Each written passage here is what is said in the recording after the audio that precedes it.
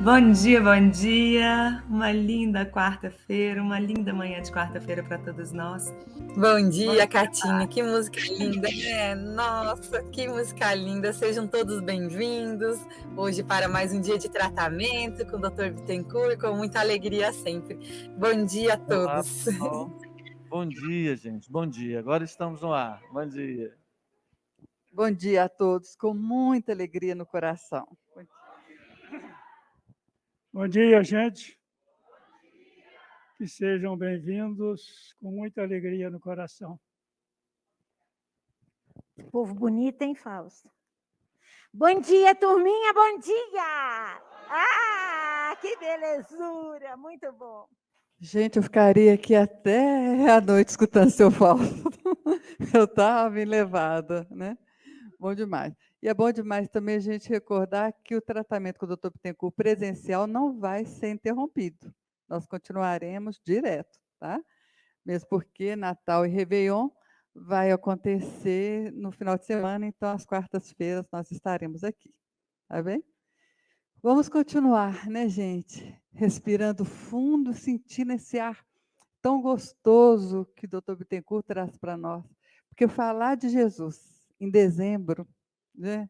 E nós entramos em conexão com a equipe espiritual toda, que já recolhe dos corações esses mananciais de amor. Ainda que muitas vezes os nossos mananciais, as nossas oferendas de energia sejam de medo, de dúvida, mas nós buscamos e eles transformam isso em amor, né? E olha o que Emmanuel traz para a gente. Seu Fausto já trouxe assim, um alívio para a gente, mostrando que o Cristo era esperado, que o Cristo foi reconhecido, o Messias, por isso que eles o reconheceram. E a comprovação desse Messias, seu Fausto trouxe, né? Até quando Tomé, que estava ali vivendo, ouvindo Jesus, convivendo, fazendo as coisas que ele ensinava, tem a comprovação, para que essa comprovação pudesse perpetuar. A questão de que nós sempre afastamos Jesus de nós temos aí na história, né? Nós sempre buscamos afastar. Mas eu estava olhando na internet uma figura e eu não sei falar qual que seria a verdade, porque o que nos trazem? Pilatos com Jesus, né, lá em cima de algum lugar, e a multidão lá embaixo.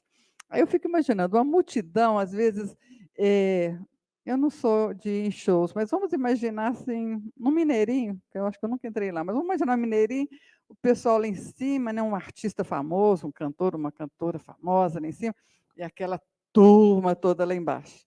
Então, quando alguém fala, todo mundo fala, e nem está sabendo o que é. Então, se a gente imaginar que o julgamento de Jesus foi assim, é fácil imaginar as pessoas falando, Barrabás, Barrabás, né? Não olhava no olho de Jesus. Mas na internet eu vi uma outra proposta, onde a postura, a posição era mais ou menos como nós estamos aqui. A diferença é que, ao invés de vocês estarem sentados, estariam em pé. Mas a distância seria essa. Então, imagina uma multidão. Não precisamos nem imaginar uma multidão de 5 milhões de pessoas, de 10 milhões, né? Esse salão cheio aqui para nós é uma multidão. Mas vamos pensar a multidão e Jesus ali, ensanguentado, olhando nos olhos de cada um.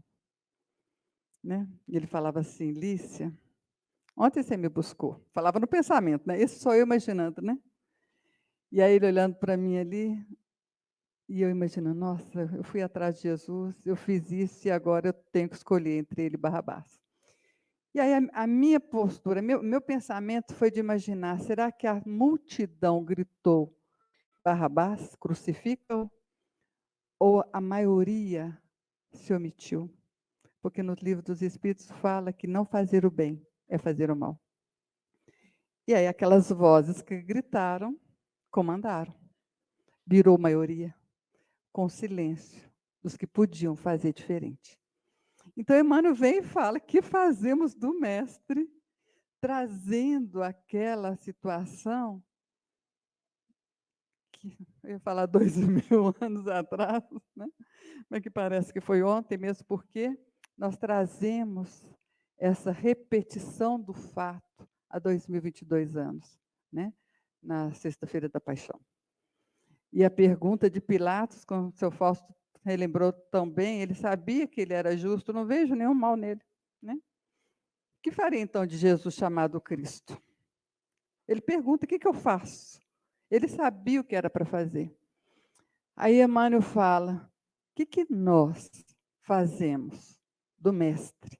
Ele não está falando o que nós fazemos do Cristo, do Messias, porque nós já sabemos que ele era o Messias.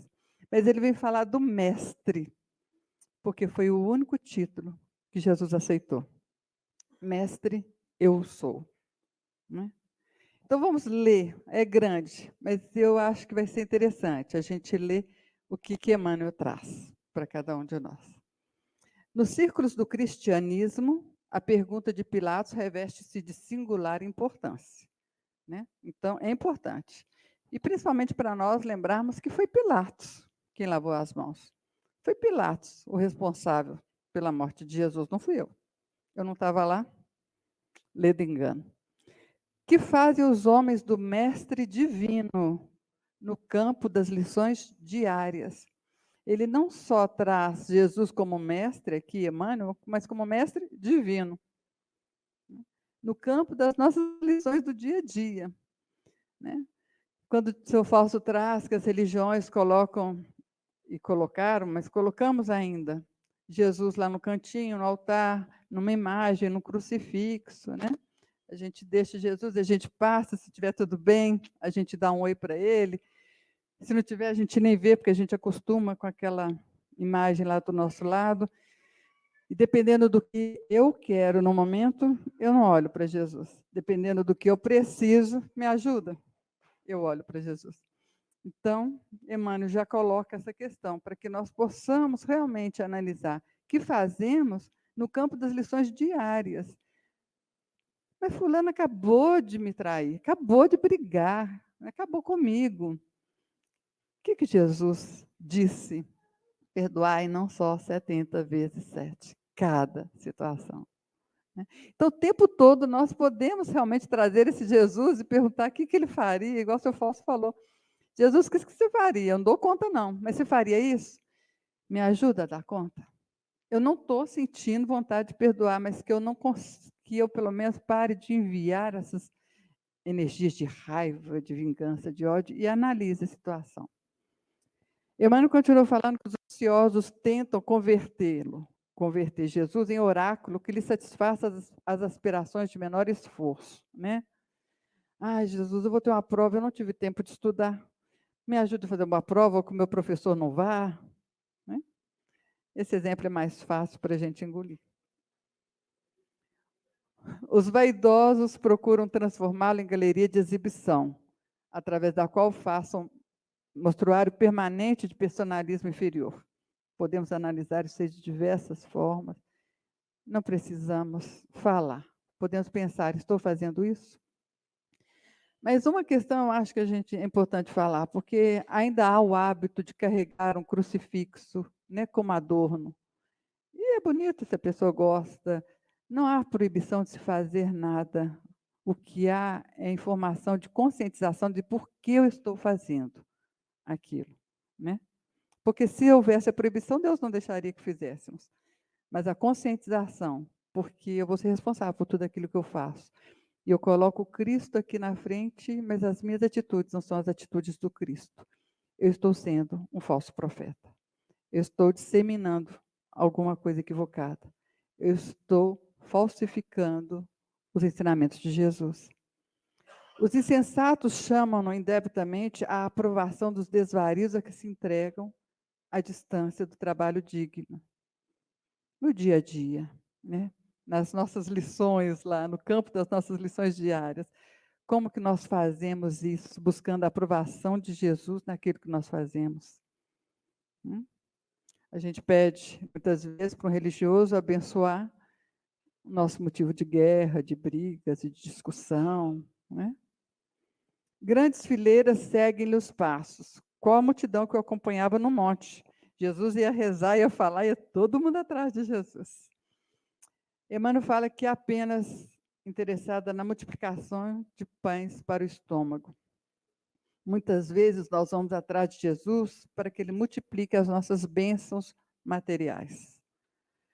A gente enche os templos quando nós estamos precisados de alguma coisa.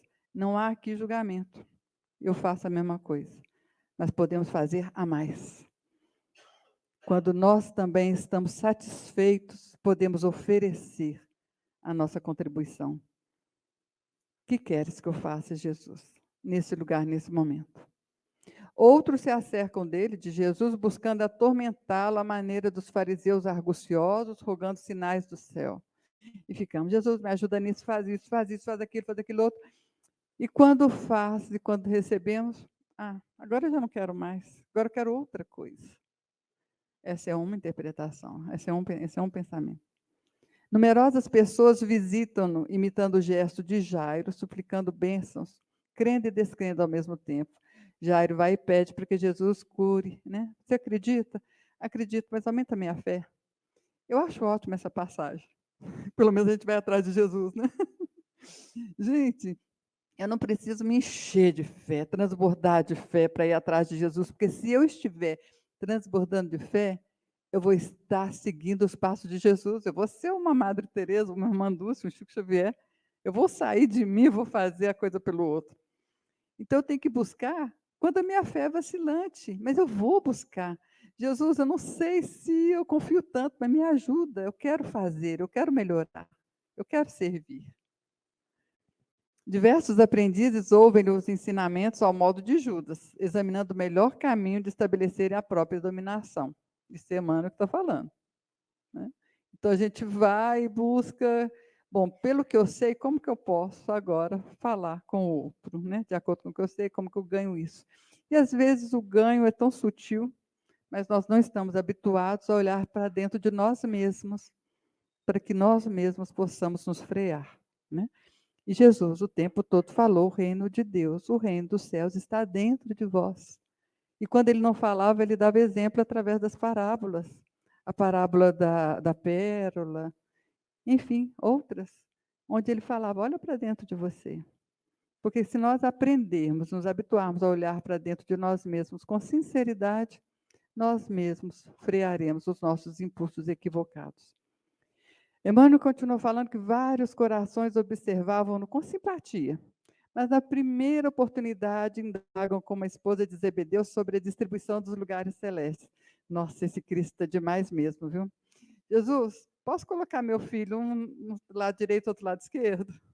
E a gente faz isso, principalmente mãe, né? Toma conta do meu filho. Jesus vai falar, sim, mas ele vai dar conta? Vamos lá, né? Qual é o meu interesse ao seguir Jesus? É ser como ele? É buscar realmente me melhorar? Porque todos nós, como diz a música, seremos anjos, e Jesus é um anjo, né? Não um anjo no sentido que a gente entende, mas o anjo no sentido que o Espiritismo nos esclarece. Um espírito realmente evoluído. O que nós estamos fazendo aqui? Quais são os nossos aprendizados? As nossas profissões vão nos capacitar a sermos bons profissionais no plano espiritual. Já pensou poder administrar uma galáxia? Eu ainda não quero isso tão cedo, mas nem teria como também, né? É bom não querer o que a gente não pode ainda, né? Um passo cada vez. Outros muitos o acompanham estrada fora, iguais a inúmeros admiradores da Galileia, que lhe estimavam os benefícios e as consolações, detestando-lhe as verdades cristalinas. Gente, a gente observar as nossas verdadeiras intenções, quando a gente acha que está fazendo bem, dói. Imagina quando Jesus fala, mostrando, está tudo tão bem, Jesus, você precisava de falar nisso agora? Você precisava de falar que eu só vou evoluir, que eu só vou crescer se eu perdoar, se eu abraçar meu inimigo? E aquele inimigo que também vive dentro de mim, agora, nesse momento, eu tenho que fazer isso mesmo, eu tenho que renunciar a isso, aquilo outro? Então, nem sempre é agradável. Alguns imitam os beneficiários da Judéia, aqueles que foram beneficiados, a levantarem mãos postas no instante das vantagens e a fugir espavoridos do sacrifício e do testemunho. E aí a gente vai lembrar nesse momento de quando Pilatos pergunta, né? Porque os meus interesses, e não há julgamento, gente, porque há interesses muito sérios. São poucos, talvez raríssimos, pessoas que conseguem fazer como Joana de Cusa, que quando falaram renuncia ao Cristo, o filho, para ser queimado ao lado dela, fala, mãe, renuncia que eles vão nos queimar. Ela fala, cala-te, você não sabe o que você está falando. Imagina, lá o pessoal falando, olha, você é a favor de Barrabás, porque senão eu vou deixar você, seus filhos, sua mulher, ou seu marido morrendo de fome. E eu nego Jesus. Nós precisamos ter a força do entendimento de ver que Jesus, tirando Jesus da cruz, depois ele ressurge, lindo, maravilhoso, um pão, como dizia na minha época, só luz. Então, aquela dor que a gente tem, profunda, desesperadora, às vezes, pela falta de fé, pela falta do hábito de segurar nas mãos de Jesus, o chão nos falta. Nós temos que lembrar que depois nós também poderemos ressurgir em luz, se segurarmos na mão de Jesus. Não permaneceremos na luz como ele, porque ainda é uma construção nossa, mas um dia permaneceremos. Mas nós temos que construir, né? Grande maioria procede do modo de Pilatos, que pergunta solenemente quanto ao que fará de Jesus e acaba crucificando com despreocupação do dever e da responsabilidade, mas não tem como fugir da responsabilidade. A época de Pilatos, talvez a maioria de nós não tivesse essa consciência de que somos responsáveis. Hoje não temos desculpa, porque hoje nós sabemos que se eu pegar um carro e dirigir sem ter tirado carteira, aconteça o que acontecer, eu sou responsável, mesmo que eu não tivesse conhecimento das leis, porque as leis existem. E hoje nós temos todo tipo de informação sobre a responsabilidade das nossas atitudes. Hoje a gente consegue viver e saber que a gente faz aqui e está experienciando a oportunidade de refazer logo ali. E nós temos o hábito de falar que aqui se fala, aqui que se faz, aqui se paga, quando a gente está julgando o outro, né? Poucos imitam Simão Pedro, que após a iluminação no Pentecostes, segue Jesus sem condições até a morte. Não foi fácil para Pedro também, não. De imediato ele seguiu Jesus, ia, voltava, vacilava, mas a partir do momento em que ele consegue perceber a luz de Jesus através da mediunidade espalhada ali abertamente aos povos, no Pentecostes, ele não titubeia mais. Porque antes ele titubeou, acreditamos nós, segundo as leituras das Escrituras, por insegurança, né? Por remorso. Eu que estava com o mestre, que sabia, ainda fiz isso com ele, o neguei, e aí ele viu que não é isso que Jesus espera de nós. Não é remorso, é pé e mão caminhando para frente, oferecendo ajuda, seguindo em frente. É isso que nós temos que fazer. É um passo atrás do outro, a cada dia, a cada momento. Raros copiam Paulo de Tarso, que se ergue na estrada do erro, colocando-se a caminho da redenção, através de impedimentos e pedradas até o fim da luta. Quem acha que São Paulo foi um santo assim, maravilhoso, levantou, seguiu, ofereceu tudo de maravilhoso para Jesus, sem sofrer a responsabilização de seus atos, leia Paulo e Estevão, né? Que nós vamos entender um pouco do que ele precisou de passar para reassumir a postura dos seus equívocos. Não foi fácil para ele. Foi simplesmente uma decisão. Ele decidiu seguir Jesus. Uma pessoa que literalmente cai do cavalo com questões internas, encontra com Jesus e ao invés de pedir desculpa, fala, o que você quer que eu faça? Vamos lá. Estou aqui à disposição para fazer o que você mandar, o que você quiser. Isso que Jesus espera de cada um de nós. Ele não está esperando, me perdoa, logo eu, quem sou eu? É com você, é comigo que ele conta. Nas lições cotidianas, aquelas questões que estão do nosso lado. Nós não precisamos de sair, buscar, fazer grandes coisas. São nas coisas que estão ali ao nosso lado. O que eu posso fazer? Não basta fazer do Cristo Jesus o benfeitor que cura e protege, né? Então, nós, até pouco tempo atrás, até poucos anos atrás, era vergonhoso, era deselegante falar de Jesus que não fosse dentro de templos, igrejas, né? E às vezes em hospitais. Lá, nesses lugares, faziam-se oração e falava-se de Jesus.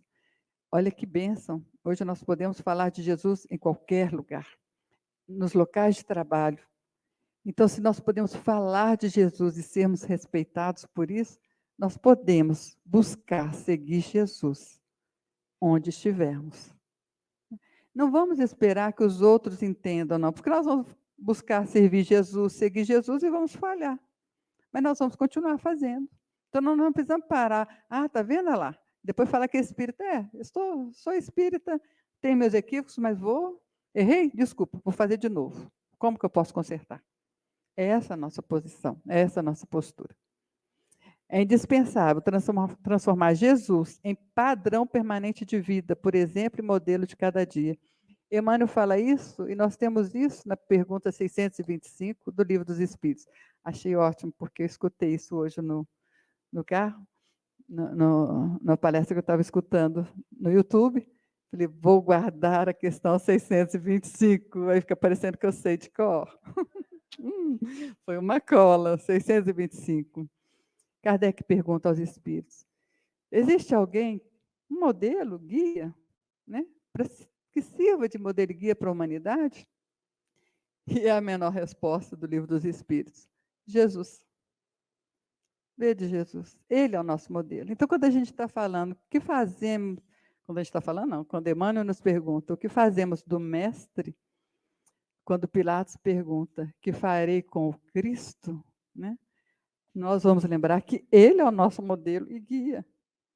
Então, é pegar na mão dele e seguir, buscar fazer aquilo que ele fez. Não é impossível. Nós não podemos falar, ele era Jesus, por isso que deu conta. Não, gente, porque se ele fosse ser o Espírito que dava conta de realmente fazer tudo, realmente a gente não daria conta. Mas ele desceu até nós para mostrar que do nosso jeito, do nosso tamanho, nós conseguimos fazer igual a ele. E depois ele fala, vós sois luzes, podeis fazer o que eu faço e muito mais.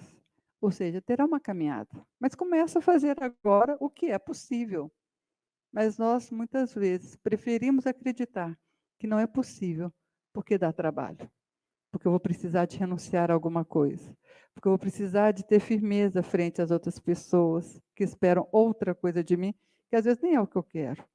E às vezes nem é tão bom assim para mim.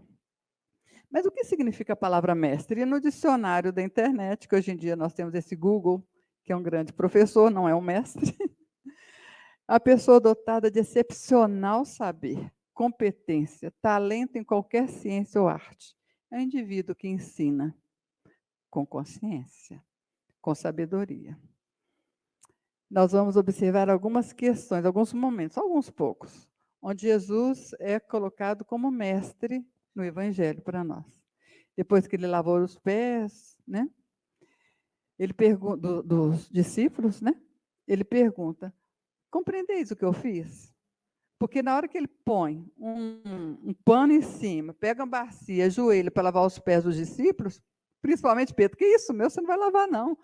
Você lavando meu pé, né? Quem é você? Jesus fala: compreendeis o que eu vos fiz? E ele tinha, a resposta não foi essa, né? Quando Pedro pergunta, quando Pedro fala que ele não vai lavar, Jesus fala: se eu não lavar o seu pé, você não vai fazer parte de mim. Por quê? Porque Jesus o tempo todo falou: quem quiser ser como eu, seja aquele que serve. E aí ele fala: compreendeis o que vos fiz quando eu estava aqui lavando, né, o pé de vocês? Esse sinônimo de humildade, de serviço? É isso que eu espero de vocês, vocês entenderam? Vós me chamais mestre. Então, aqui está falando que todos já o chamavam de mestre e senhor. E estáis certos, pois eu sou, de fato. Eu, de fato, o sou. Ele aceita. Há um momento em que um jovem, não sei se foi o jovem rico, chega e fala, acho que é o jovem rico, bom mestre, o que faço para entrar na vida eterna? Ele fala: bom só Deus o é. entendendo que mestre eu aceito. Né? Ele não fala mestre eu aceito, mas ele só fala que bom não. Bom, só Deus o é, só o Pai o é. No livro do Miramês, livro Cristos, ele fala que Cristo, o mestre, o Messias, nos proporciona uma largueza de entendimento dos conceitos espiritualistas, porque naquele momento nós ainda estávamos muito restritos ao entendimento. Não tinha a facilidade que nós temos hoje. Vivíamos muito em castas. Por ser ele mestre em todas as dimensões da vida que conhecemos nesta moradia à Terra.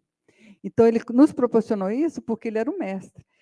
E mestre por quê? Porque ele ensinou, vivendo, vivenciando o que ele veio ensinar para a gente. Ele realmente ensinou, vivendo.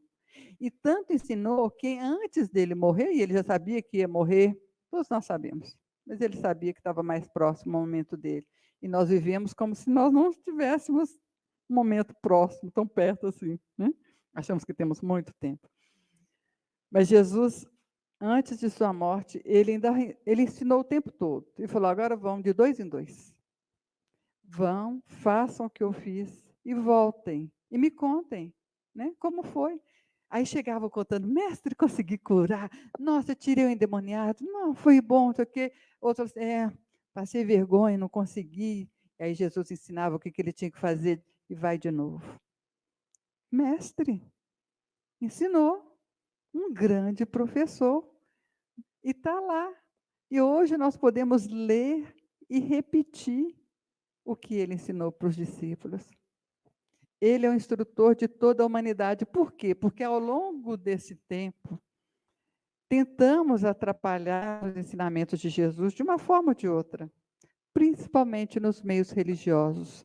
Por quê? Porque nós não paramos para olhar o ensinamento de Jesus. Jesus não curou a multidão. Ou a pessoa saía da multidão e era curada por ele, buscava por ele, ou ele atirava da multidão e curava. Nós vivemos em grupos para nos auxiliar e não para repetir os mesmos erros, não para nos acomodarmos e não fazer nada.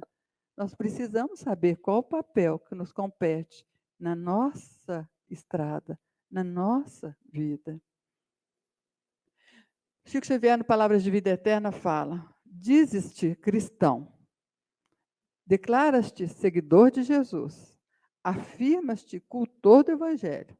Isso quer dizer que o nome do Senhor se encontra empenhado em suas mãos.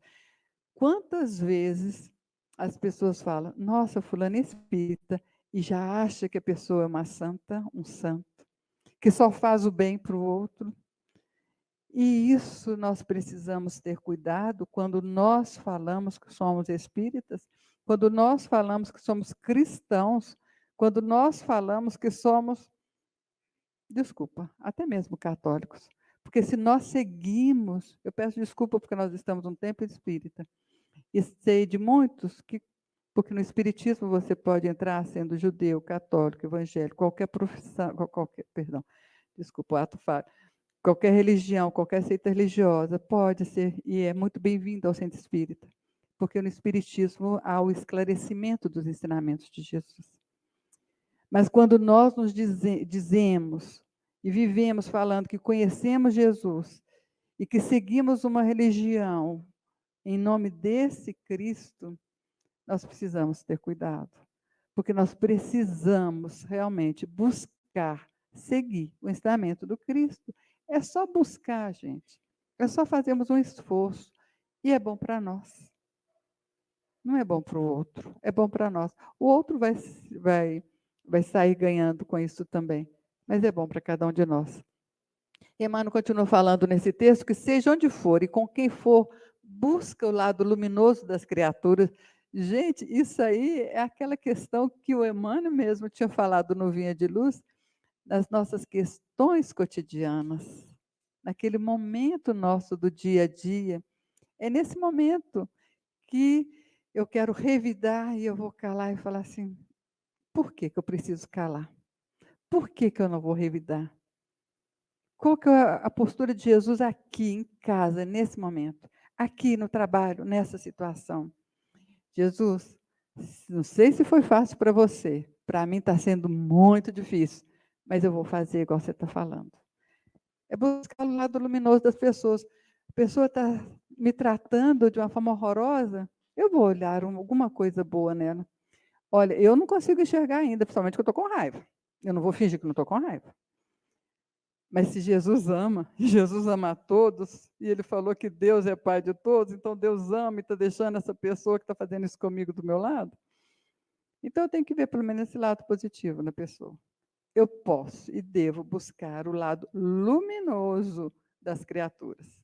Não basta declarar a nossa condição de aprendizes do Mestre dos Mestres. Eu só estou aprendendo. É indispensável estejamos realmente com Ele, para com Ele colaborar na construção da vida melhor. Eu preciso colaborar com Jesus. E quando eu quero colaborar com Jesus, eu estou calando frente àquela outra pessoa, eu estou auxiliando Jesus. Apesar de quem está crescendo com isso sou eu. Não há acaso. Então, nós sabemos que aquela pessoa que está do nosso lado, ela não está ao nosso lado por acaso. Nós duas, nós 10, nós quantos formos, precisamos de crescer juntos. Por isso estamos ali, juntos, naquela situação. Antes de encerrar, quero falar uma coisinha, porque eu acho fantástico. Já que nós trouxemos a questão, né? Quando Pilatos pergunta, o que faremos, o que farei do que vós chamais do Cristo, né? Porque o Messias era deles e não de Pilatos. E aí eles falam, Barrabás. Depois que, a partir do momento em que Pilatos dá a opção, Jesus ou Barrabás, você realmente acredita que Jesus continuaria vivo, encarnado, em detrimento de Barrabás? Então, por que nós queremos que o outro que está ao nosso lado desapareça para que eu fique? Que Jesus nos ajude realmente nessa semana a observarmos o que faremos do Mestre no nosso dia a dia. Vai ser gostoso e vai ser muito bom para nós. Lembrando que o tratamento do Dr. Bittencourt não vai parar. Nós aproveitamos para chamar o Dinha para fazer a oração final. Uma ótima semana para todos nós.